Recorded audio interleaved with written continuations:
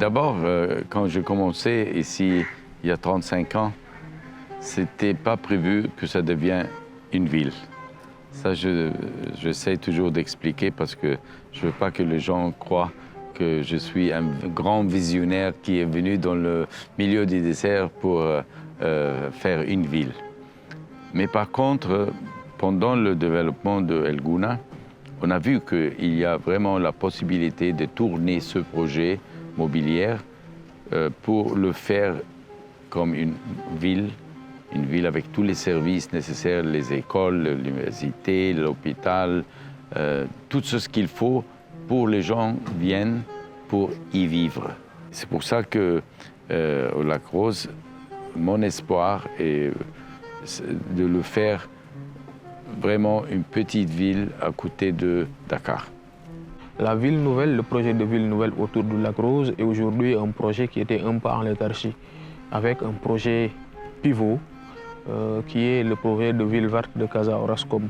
Donc aujourd'hui, pour nous visiter à El Gouna, c'est faire du benchmark sur ce projet-là. Le projet que nous voulons avoir au Lac Rose, ce n'est pas seulement un projet immobilier, comme le disait M. Saviri, c'est un projet de développement urbain.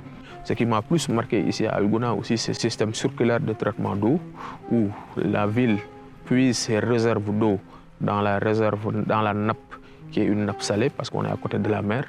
100% de l'eau utilisée bien dans la nappe salée et l'eau qui est réutilisée, les eaux grises sont réutilisées pour l'arrosage. Vous avez l'impression d'être en permanence dans une forêt tropicale. Et c'est ce qui est important, c'est ce cycle-là de respect de la nature. C'est dans ce sens-là que nous comptons travailler avec le groupe Orascom en nous disant que nous ne pouvons pas pour l'instant avoir le même projet au Sénégal à El Gouna, mais avoir en termes d'infrastructure quelque chose de similaire sur le projet Ville Verte. Je suis toujours fier ici à El Gouna de dire aux gens, vous pouvez acheter une maison pour 15 000 $ et vous pouvez acheter une maison pour 15 millions $. Alors ça, c'est aussi très important d'utiliser toutes les expériences. Quand j'ai vu La Grosse, c'était pour moi très clair que ça peut devenir vraiment une petite ville. Comme on a fait en Égypte, vous savez, autour du Caire, il y a plusieurs petits centres qui sont devenus cependant comme villes, où les gens ne sortent pas même. Parce que maintenant, avec le trafic et tout ça, ils te disent pourquoi aller au Caire? Maintenant, on a tout ici. Et c'est toujours mon espoir que personne ne doit s'en aller d'un projet que je fais, parce qu'il y a tout. Et ça sera le même au Lac Rose, bien sûr.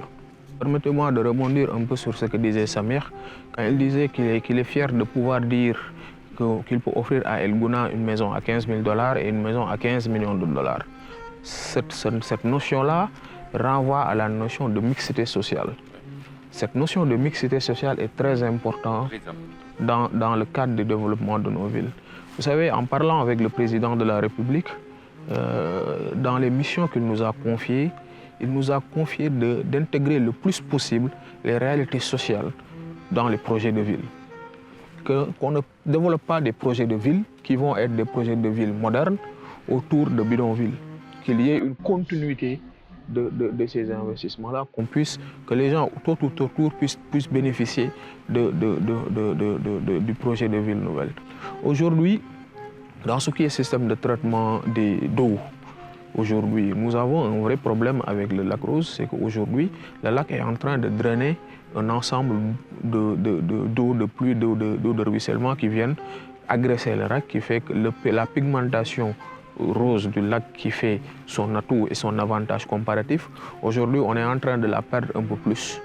Donc, il y a un vrai défi pour nous, la DGPU, et pour l'État du Sénégal, bien sûr, de créer un système de traitement d'eau autour du Lac Rose. Et les eaux qui seront récoltées vont pouvoir bénéficier à la reforestation que l'on aimerait avoir sur la bande de Filaou, mais autour du lac, tout simplement.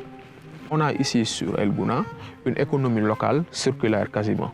C'est un élément très important pour nos villes vertes, pour dire que les villages et les populations aux alentours de projets villes vertes vont pouvoir avoir du travail avec le projet Ville Verte dans la construction, mais aussi dans la gestion de la ville. Ce projet-là est un projet important pour l'État du Sénégal et il entre dans le cadre de la vision 2050 qui est développée par le président Bassirou Diomaye Faye et qui est en train d'appliquer par le Premier ministre Ousmane Sonko. Parce que dans cette vision, M. Saviris, l'État du Sénégal compte financer le développement du Sénégal en partie par l'apport du secteur privé.